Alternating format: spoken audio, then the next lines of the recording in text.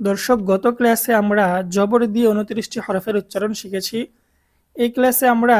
জের দিয়ে আরবি ২৯টি হরফের উচ্চারণ শিখব। হামজাজের ই, বাজের বি, তাজের তি,